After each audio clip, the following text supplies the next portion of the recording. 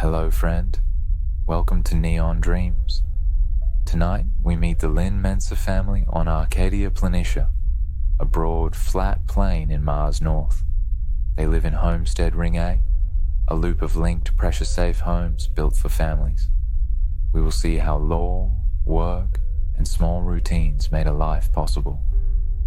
Our guide is their quiet record, checklists, meal notes, and a child's sketch of two suns, meaning earth and home. Before we begin, subscribe if calm future history helps you unwind, and tell me in the comments, would you raise a child on Mars? They arrived on Sol 18 of the third rotation, a Sol being a Martian day slightly longer than an Earth day.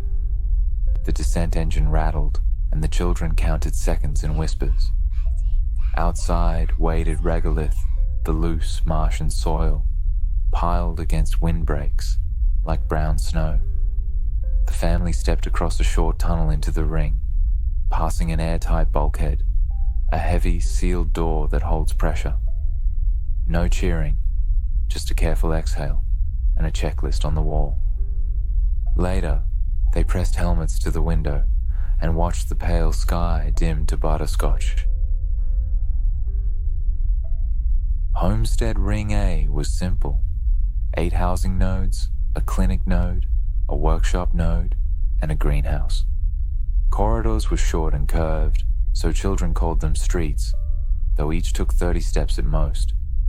The habitat's ECLSS, the Environmental Control and Life Support System, kept air clean and moisture balanced. Amina Lin checked the CO2 scrubbers. Kojo Mensa checked the emergency oxygen candles. They made tea from reboiled condensate, which tasted fine once you learned not to think about it. The first night, the lights dimmed to a soft orange, imitating sunset for tired minds. Law arrived before Luggage. The Outer Space Treaty, a 1967 agreement, said no nation could claim Mars as territory. That left settlers using use rights, practical permissions to occupy, and work an area without owning it outright. The Ring drafted a local charter, a short document about safety, air, and shared tools.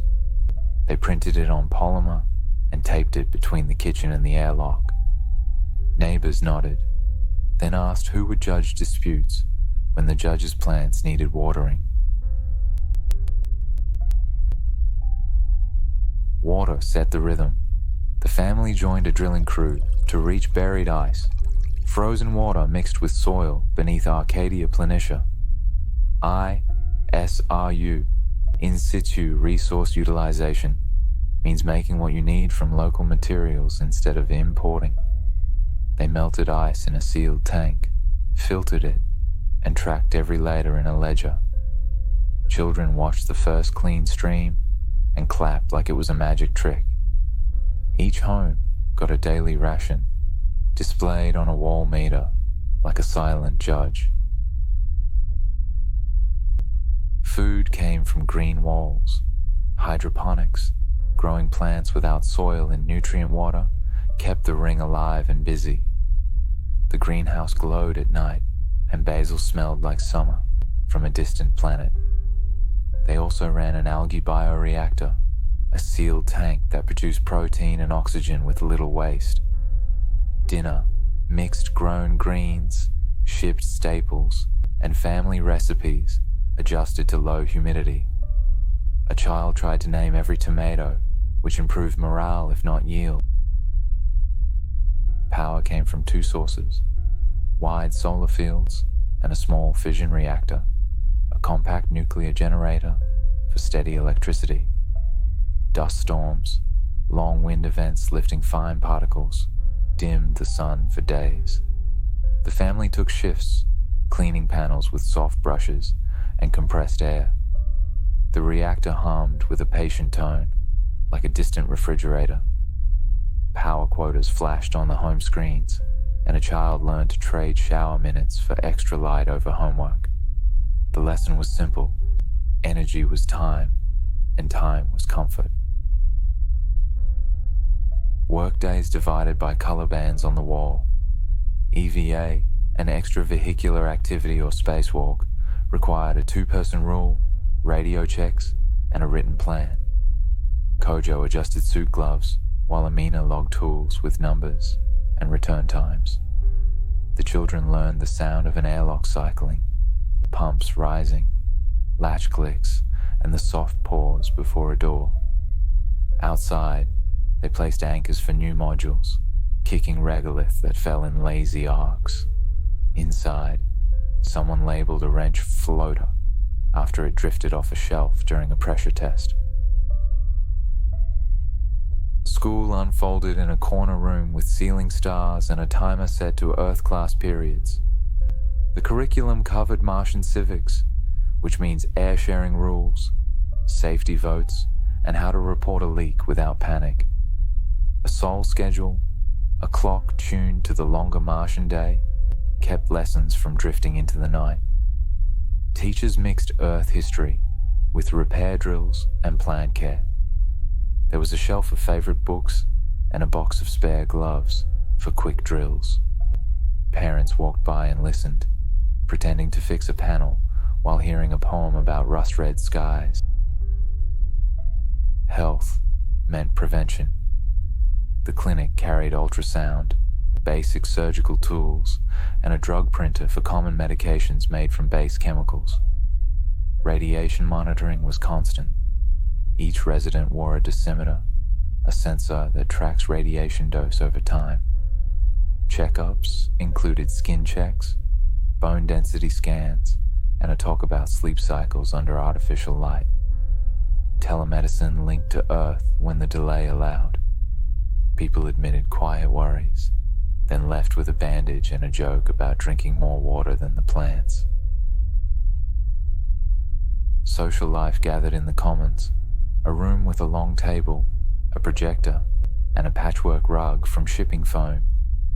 A weekly market used barter tokens, small printed discs exchanged for goods and favors. Someone traded an extra basil sprig for a song, which was accepted by popular vote. The projector showed old movies and new data maps in the same evening. Laughter rose when a plant misted a neighbor mid-sentence. The rule was simple. Everyone cleans, everyone eats, everyone listens. Rovers were family cars with pressure and patience. The cabs had big windows and low seats to keep heads away from glass. Areography, the mapping of Mars, guided trips with landmarks and the local names. Outings crossed safe routes marked by poles and reflective tape.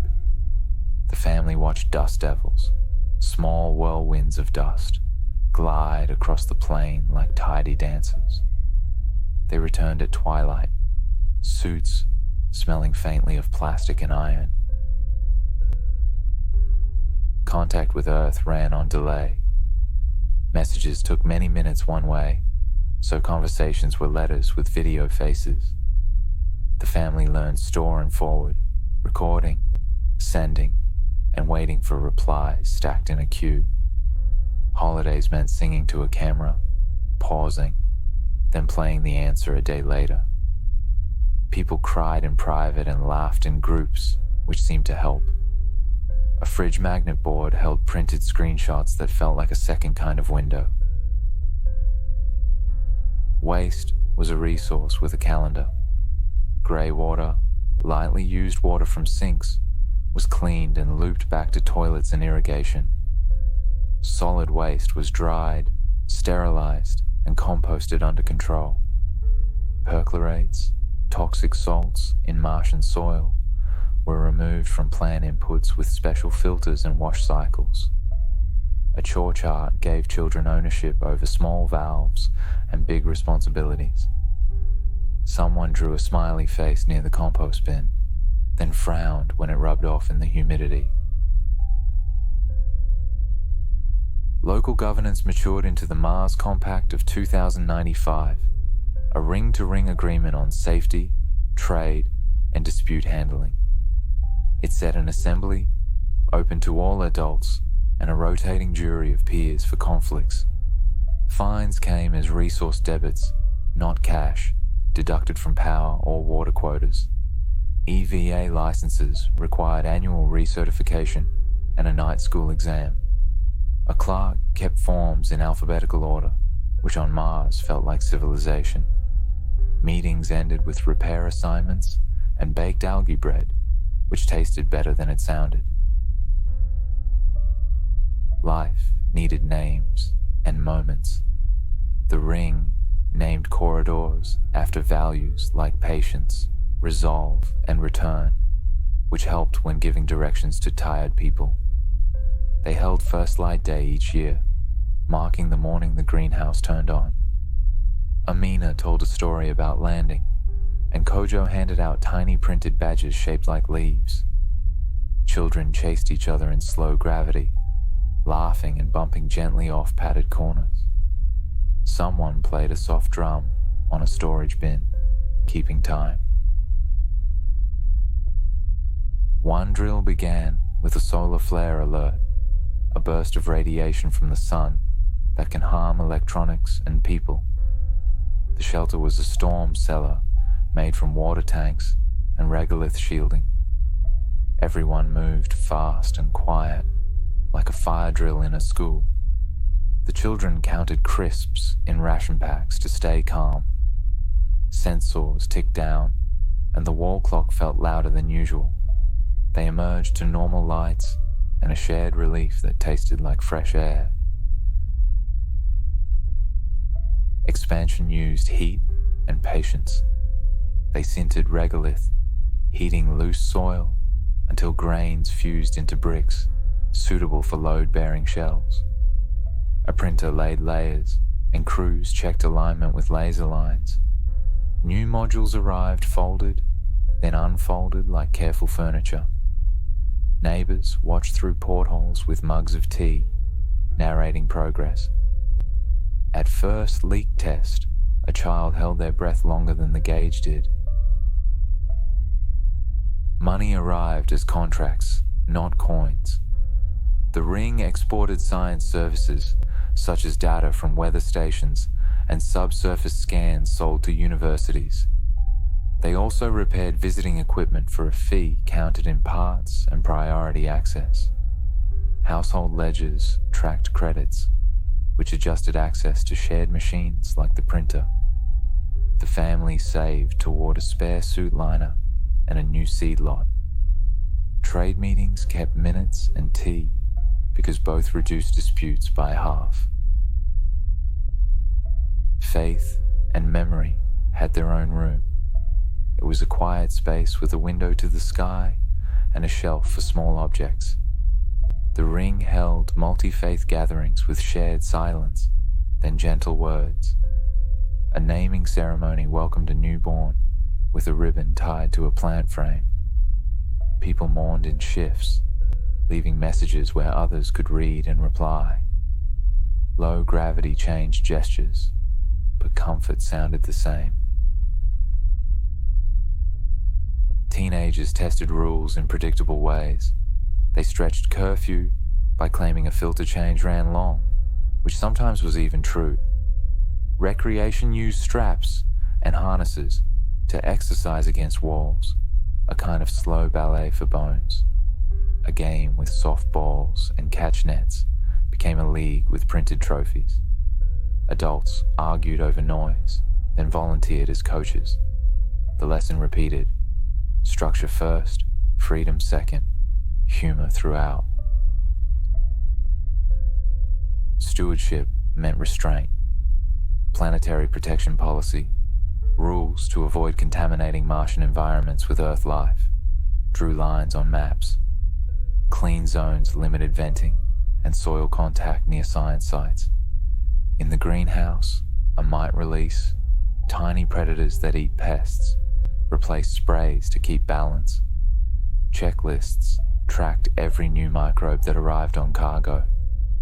It felt fussy until a leaf stayed clean and yields held steady. Jurisdiction questions grew with population. Earth law applied to citizens, but local safety rules applied to everyone in the habitat. A dispute over rover damage went to arbitration, a process where a neutral person hears both sides and decides. The board sided the compact and assigned a parts debit, plus a training session. Feelings cooled after a joint repair shift and shared tea. People learned that fairness on Mars sounded like checklists read aloud. Symbols caught up with practice. The ring debated a flag and chose a simple emblem. A circle for the ring, a dot for home, a line for horizon. Some preferred no flag, only checklists. They lost politely. A child folded paper versions and taped one to a toy rover. Identity settled into habits. Tea at market, votes at dusk, and a nod at the air monitor. Visitors could sense it within an hour. A decade passed in careful increments. New arrivals stepped through the bulkhead and found the Lynn Mensa family ready with tea and a tour. Training included a leak drill, a barter lesson, and an invitation to the next market night. Old diaries served as curriculum because experience travels well on paper. Children who once watched now explained with authority and a grin. The ring felt larger without adding a single meter. The Lynn Mensa story shows how families built more than homes. They shaped rules, steady work habits, and shared rituals into a culture that held pressure and trust. Arcadia Planitia became a neighborhood, not just a plane. Homestead Ring A turned routines into a future anyone could walk through and understand. That is how a frontier becomes familiar. Thank you for sharing this moment. If it brought you peace, please subscribe and join me again. For now, close your eyes. The ring will keep watch. You are safe. Sleep well.